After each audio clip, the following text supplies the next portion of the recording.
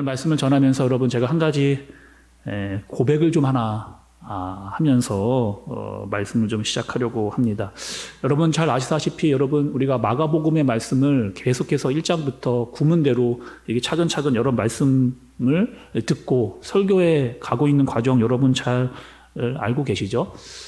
그런데 오늘 본문이 저에게 유독 좀 마음의 무거움과 또 어려움을 주었습니다. 살짝 이 본문은 그냥 넘어갔으면 좋겠다. 그냥 지나갔으면 좋겠다라고 하는 마음이 제 안에 많았습니다.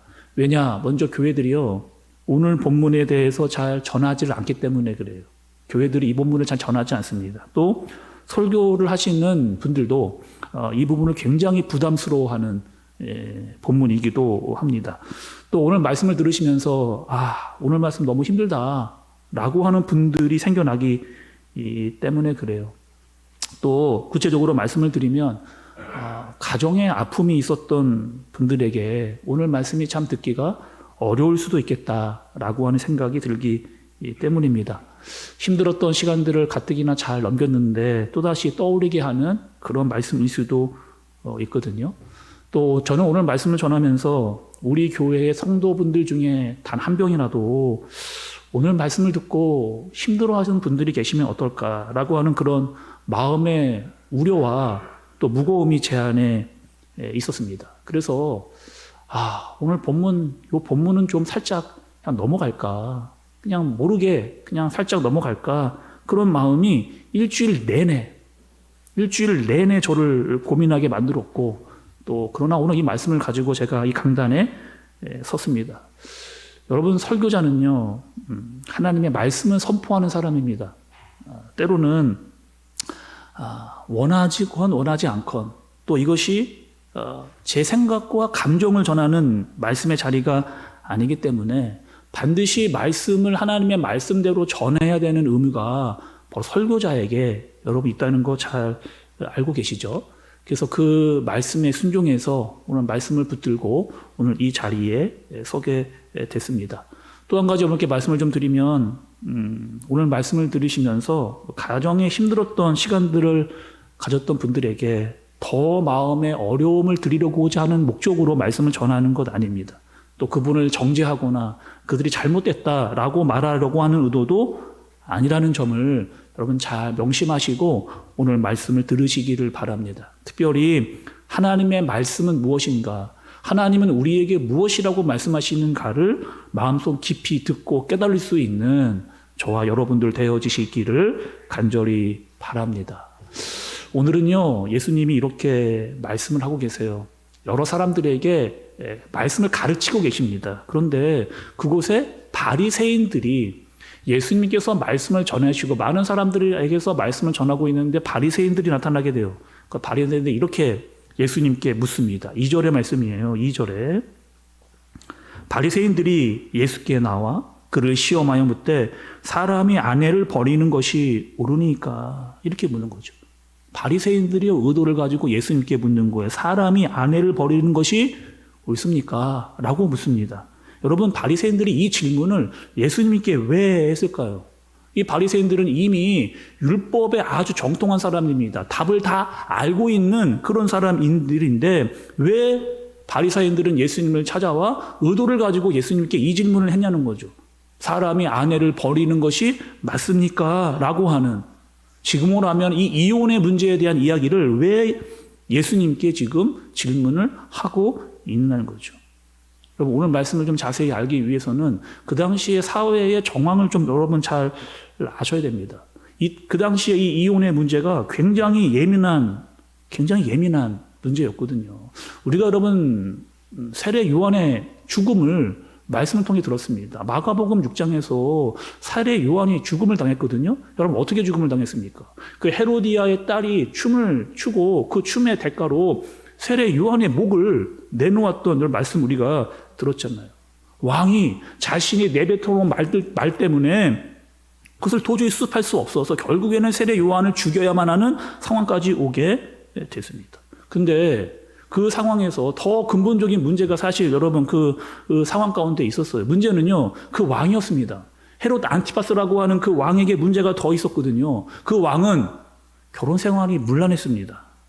동생 빌립이라고 하는 그 아내 헤로디아를 이 왕이 가로챈 거예요. 유혹을 해서 가로챘습니다. 그리고 헤로디아, 그러니까 빌립의 아내였던 이 헤로디아도 저 왕에게 가면 더 나은 결혼 생활을 할 수 있을 것 같다라고 생각을 해서 빌립과 이혼을 하고 헤롯에게 와서 같이 살고 있는 그런 상황. 그런데 아무도 이 이혼에 대한 이야기를 끄집어낼 수가 없는 거예요. 왕의 문제이기 때문에 자칫 잘못하면 다 잡혀가 죽을 수밖에 없는 상황에 놓이다 보니까 이 얘기를 누구도 꺼낼 수가 없었던 겁니다.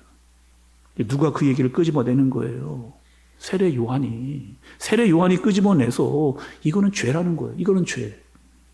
너희가 아무리 왕이고 너희가 아무리 왕비라고 할지라도 너희는 이것을 잘못한 것이다 라고 막 큰 소리로 막 선포하고 말을 전하는, 결국에는요, 세례 요한이 결국에는 목베임을 당하는, 목이 떨어져 죽는 그런 일을 당하게 되는 거죠.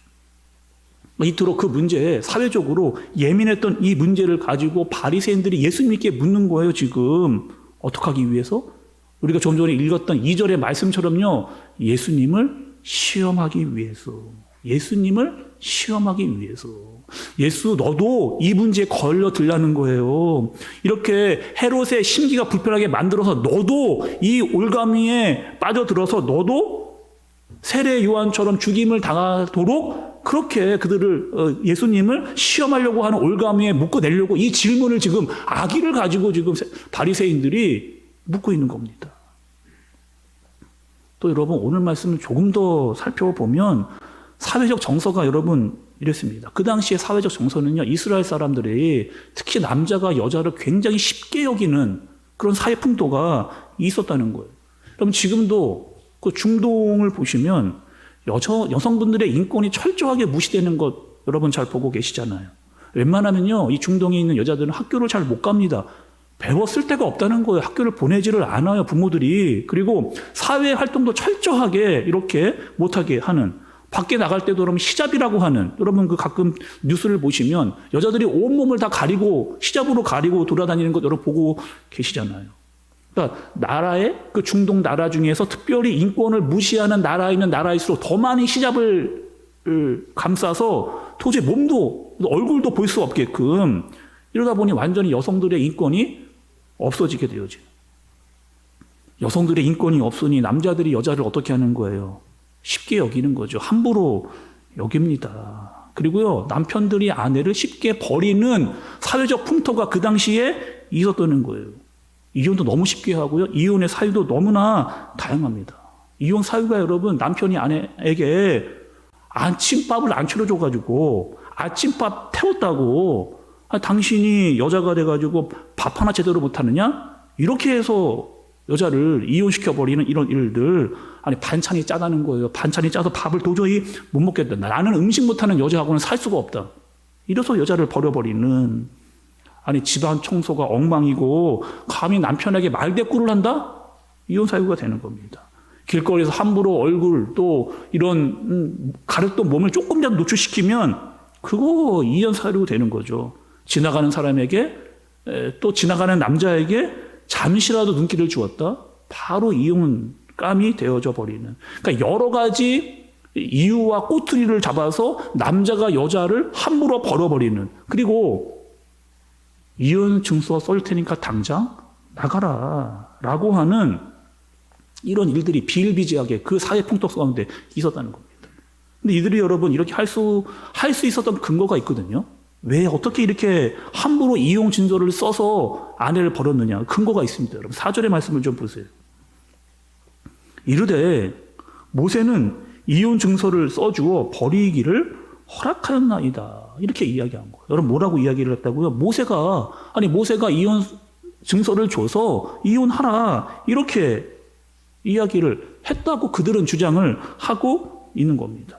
근데 여러분 모세는 왜, 잘 한번 생각해 보세요. 모세는 왜 이 율법을 줬을까? 남자가 여자를 함부로 버리기 위해서, 아니면 남편이 여자와 쉽게 결혼하기 위해서 여러분 이 율법을 모세가 주었을까? 그렇지 않죠. 오히려 여러분 반대입니다. 반대.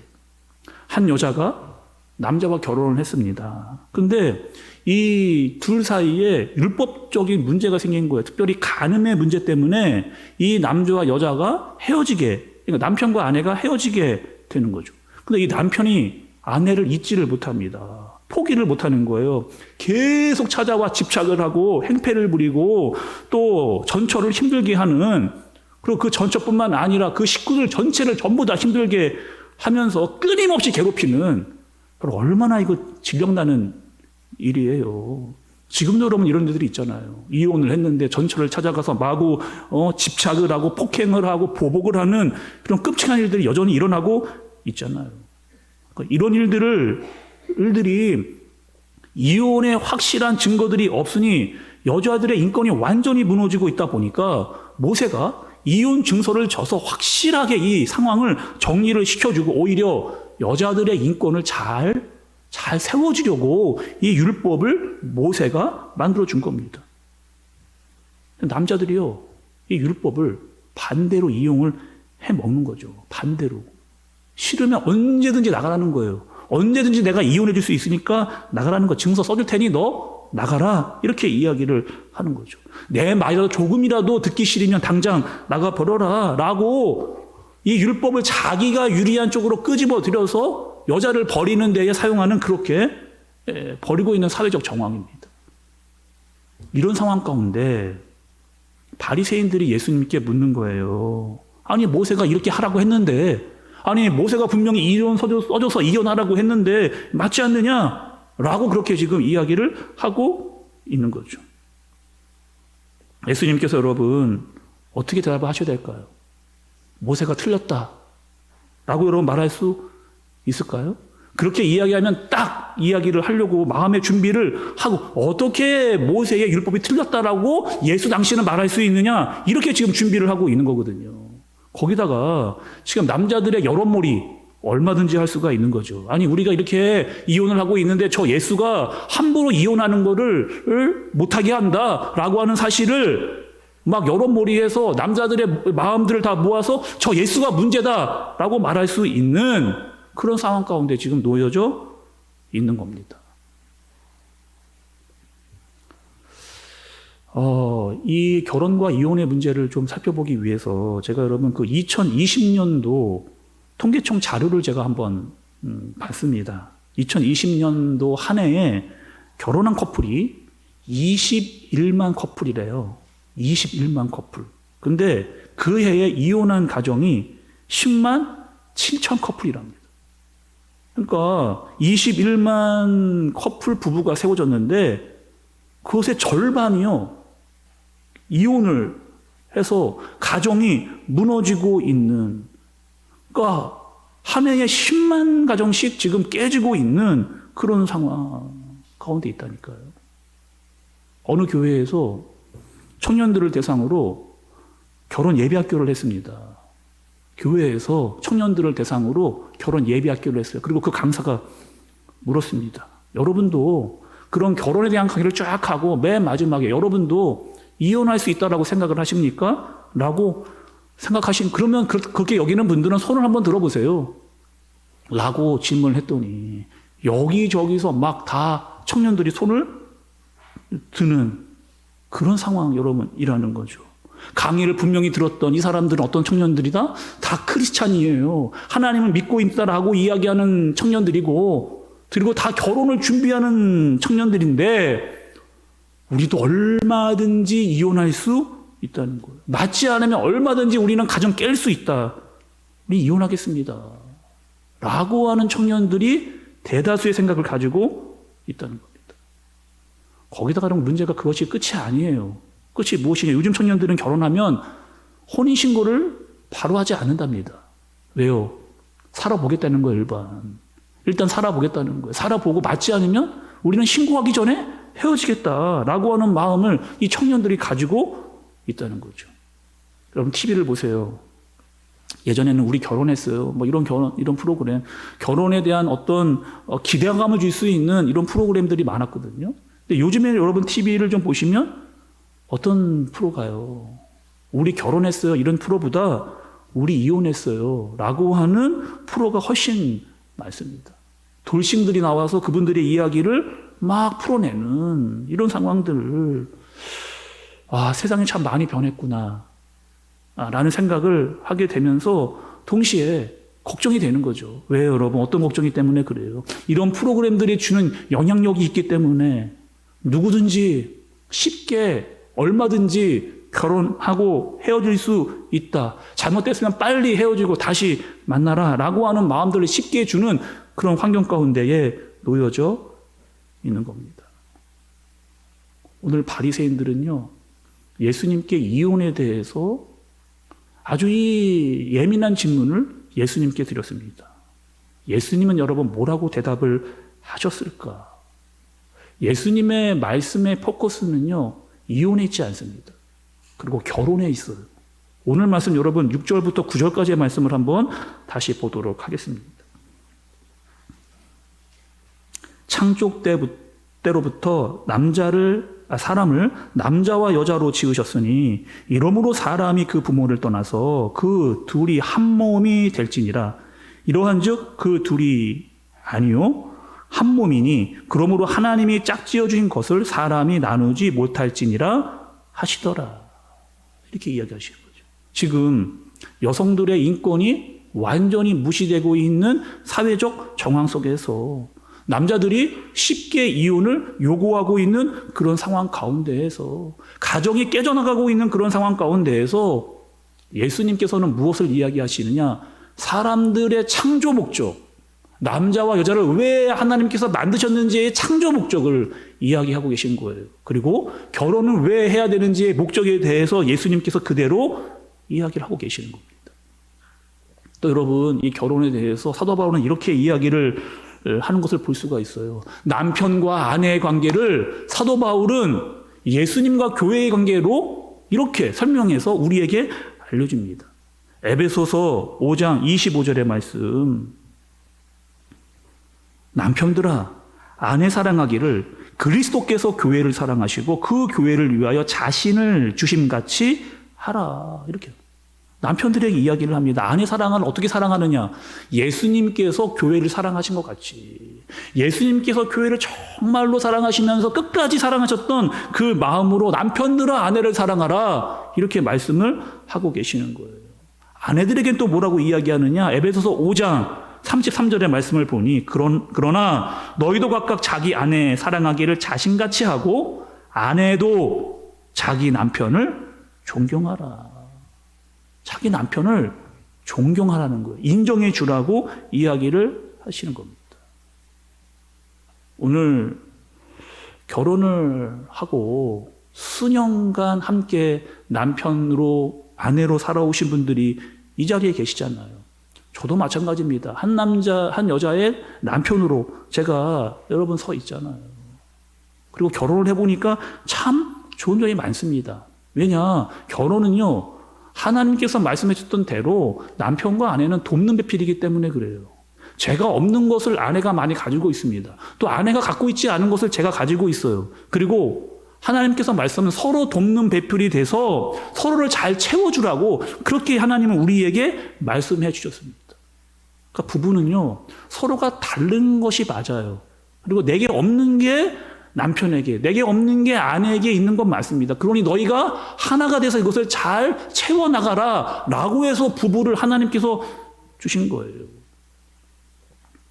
그리고 여러분 결혼을 하고 보니까 결혼 생활이 늘 행복하기만 하느냐, 그러면 너무 좋겠는데, 결혼 생활을 하고 늘 행복하고 즐거웠으면 좋겠는데 결혼을 해보니까 여러분 또 그렇지만은 않으시잖아요. 그죠? 갈등도 있습니다. 다투기도 하고요. 때로는 힘든 문제로 아주 자그마한 별일도 아닐 거 가지고 남편과 아내와 다투는 일들이 생겨나는 거죠. 근데 말씀은 분명히 우리에게 알려주시는 게 있어요. 반드시 알려주는 거예요. 너희들이 잊지 말아야 될 것이 있다는 거예요. 남편들은 뭐 하라는 거예요? 아내를 사랑하라.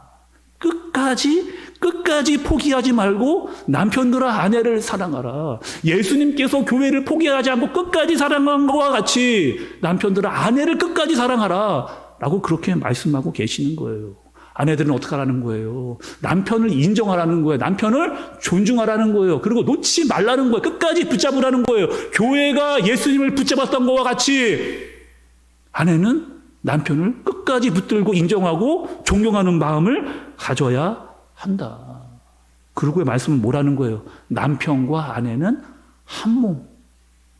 뗄래야 뗄 수 없는 그런 관계. 그런데 너희가 어떻게 찢어질 수가 있느니? 이렇게 부르시는 거죠. 베드로전서 3장 7절의 말씀을요, 제가 좀 현대인의 성경으로 좀 말씀을 좀 가지고 왔습니다. 여러분, 이렇게 베드로전서 3장 7절에 이렇게 기록이 되어 있어요. 남편된 여러분은 아내를 잘 이해하며 함께 살아가십시오. 아내는 더 연약한 그릇이며 은혜로 주시는 영원한 생명을 함께 누릴 반려자, 영원한 생명을 함께 누릴 반려자로 알고 소중하게 여기십시오. 여러분, 말씀이 남편과 아내를 뭐라고 이야기하셨어요? 한 몸이라고 이야기하셨어요. 그리고 베드로전서에서는 뭐라고 이야기하시느냐? 영원한 생명을 함께 누릴 반려자.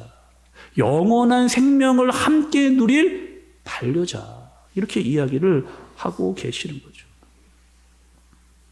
여러분, 다시 한번 생각해 보세요. 이 땅을 살면서 하나님 빼고 나를 잘 아는 사람, 내를 잘 알 수 있는 사람은 남편입니다. 나를 제일 잘 알아줄 수 있는 사람은 아내예요. 하나님은 남편과 아내를 한 몸을 이루게 하셨습니다. 이 땅에서 한 몸으로 살아가라는 거예요. 그리고 이 한 몸은 끝이 아니라는 겁니다. 어디로 이어지는 거예요? 영원으로. 영원으로 이어지는 영원한 동반자가 바로 남편과 아내다. 라고 우리에게 말씀을 해주시는 거죠. 미국에 팀 켈러라고 하는 아주 유명하고 책도 많이 쓰신 목사님이 있습니다. 그분이 결혼을 말하다라고 하는 책에서 이렇게 이야기를 하세요. 결혼은 로망이 아니라는 겁니다. 결혼은 이상적인 것이 아니라는 거예요. 결혼은 로맨틱하다고만 생각해서는 안 된다는 겁니다. 그리고 반드시 결혼은 현실의 문제에 맞닥뜨리게 된다는 거예요. 그리고 결혼은 현실이라는 거죠. 물론 결혼하면 좋은 것이 많다는 거예요. 그러나 주의할 것도 아주 많다 이야기를 합니다. 결혼하기 전에 남자와 여자가 30년을 따로 살았잖아요. 그리고 한 집에 살게 됐는데 어떻게 다 그 결혼 생활이 맞을 수가 있겠느냐 이렇게 묻고 계시는 거예요. 서로의 다름을 인정하라는 거예요. 그리고 남편은 아내에게 나에게 맞춰라, 아내가 남편에게 당신이 나에게 맞춰라 라고 하면 이 문제는 끝이 없다는 겁니다. 그럼 어떻게 될까요? 서로 맞추라고 하면 이 문제의 끝이 없다는 거예요. 어떻게 하라고 이 말씀을 하시는 걸까요? 책은 남편이 말씀에게 자신을 맞추는 겁니다. 아내가요, 말씀에 자신을 맞추는 거예요. 남편도 말씀에, 아내도 말씀에, 그 말씀이 하라는 대로 순종하면 너희들의 부부관계는 아름답게 세워져 갈 것이다. 이렇게 책의 결말을 맺고 있는 거죠. 여러분, 그래서 하나님께서 우리에게 말씀을 주신 겁니다. 말씀을 주신 이유가 있어요.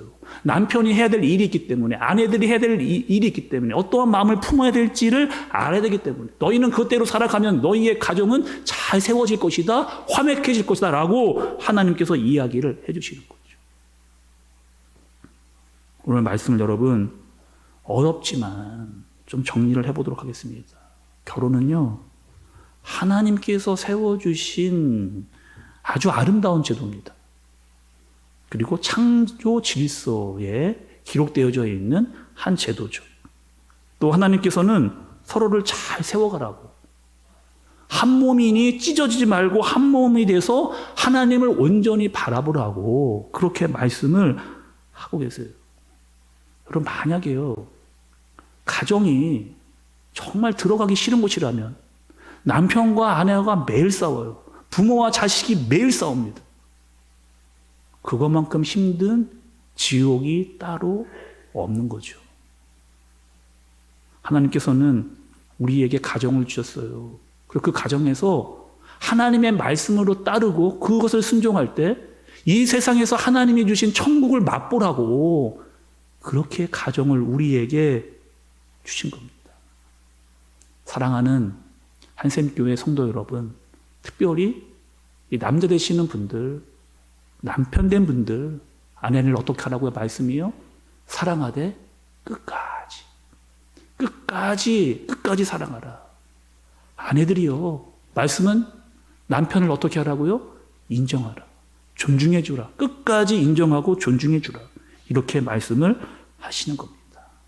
오늘 말씀을 통해서 하나님께서 우리에게 주시는 말씀을 통해서 가정을 정말 잘 여러분 세워갈 수 있는 남편과 아내들이 되어지는 귀한 가정을 하나님의 말씀으로 세워갈 수 있는 저와 여러분들 되어지시길 예수님의 이름으로 축복합니다.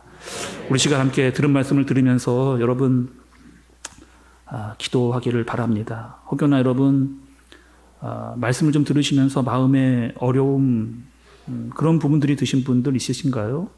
아니면 가정 안에 부부끼리 아직 갈등과 어려움이 있으신 분들, 마음이 편치 않는 분들 있으십니까? 하나님께서는 우리에게 남편과 아내로 가정을 잘 세우라 말씀하셨습니다. 한 여자의 남편으로 한 남자의 아내가 그렇게 되게 하신 거죠. 서로가 서로에게 소리를 지르면서 나에게 맞추라. 이렇게 하면 그 싸움은 끝이 나지 않습니다. 함부로 이야기하고 성질을 부리고 하지 말아야 할 행동을 하면 그 가정은 점점점 어려워지게 되는 거죠. 말씀을 오늘 우리에게 말씀하십니다.